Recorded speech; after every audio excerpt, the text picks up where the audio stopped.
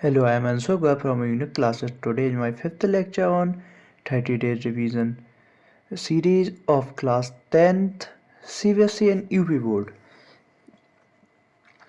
Firstly मैं start करूँगा. वैसे मैं कहूँ तो ये लेक्चर आपका कल आना था, जो कि कल मेरे थोड़ी तबीयत ख़राब हो चुकी थी, तो इस चक्कर में मैं उसके लिए मैं सॉरी बोलता हूँ. इसलिए मैं इसको आज अपलोड करूँगा. तो आज आपका चैप्टर फिफ्थ है अर्थमेटिक प्रोग्रेशन, मतलब एपी. इसी को अपन एपी कहते हैं. तो एपी का जनरल फॉर्म क्या होता है? जनरल फॉर्म होता है कि जो आपका फर्स्ट टर्म होता है वो ए होता है, सेकंड टर्म ए प्लस टी, थर्ड टर्म ए प्लस 2d, फोर्थ टर्म ए प्लस 3d. ये आपका एपी का जनरल टर्म्स मतलब जनरल फॉर्म होता है. और डी क्या होता है? डी होता है second term minus first term, मतलब a2 माइनस a1.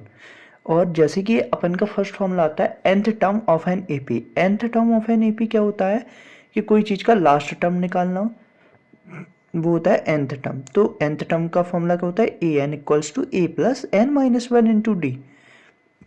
ए एन आपको पता ही है nth term, A equals to first term, N equals to number of terms and D equals to common difference, और ए एन को last term भी कह सकते हैं अपन, एल.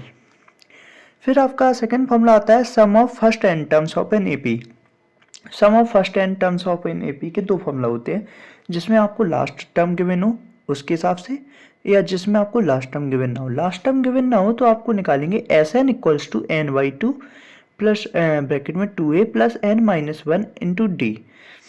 तो ये आपका एस एन निकालने का सिंपल फॉर्मूला है. और जिसमें ए एन गिवन हो वो N by two A plus A N हो जाएगा, और जिसमें लास्ट टर्म गिवन हो तो उसमें ए प्लस एल हो जाएगा.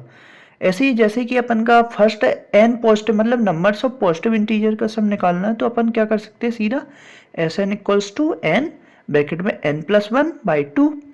तो उससे आपका sum of N first N positive number का सम निकल जाएगा. जैसे कि अपन ने देखा होगा कि if A B C are in A P, A comma B comma C are in A P है, तो देन तो v equals to A plus C होगा. Then v equals to A plus सी.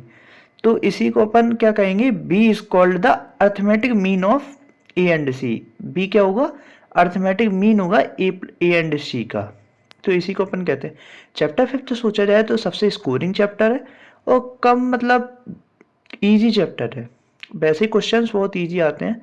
मैं इसकी इंपॉर्टेंट क्वेश्चन सीरीज भी आपको upload कर दूंगा. ये वैसे सोचा जाए तो बहुत अच्छा चैप्टर है. और जैसे कि मैं दिखाऊं तो इसमें क्या कर सकते हैं? देखिए, जैसे सीरीज होती है अपनी 7, 10, 13, 16, डैट डैट डैश. तो क्या हो गया? ए प्लस 3 मतलब डी. क्या हो जाएगा फिर यहाँ पे? ए प्लस 2d मतलब 6, ए प्लस 3d मतलब 16. तो ये अपना फॉर्म बन गया. ये एंथ का टर्म, एंथ निकालना है इसका, तो क्या आ जाएगा? नंबर्स ऑफ टर्म कितना हो गया? मान लो 10. एंथ फाइंड करना तो 7 प्लस 10 माइनस 1. डी कितना है इसमें? D equals to 3. तो 3. तो अपना एंथ क्या आ जाएगा? 7 प्लस 27 इक्वल्स टू 34. ये अपना एंथ आ गया. ऐसे ही अपन को एस एन निकालना हो, सम निकालना हो, तो एस एन निकालते हैं. S N equals to N by two 2a plus N minus one into D. अपन को 10 टर्म दिए तो 10/2. 2a मतलब a की वैल्यू है 7, तो 14 plus N minus one into 9 into D की वैल्यू 3. तो ये अपना हो जाएगा 5, 27 और 14 31, 41.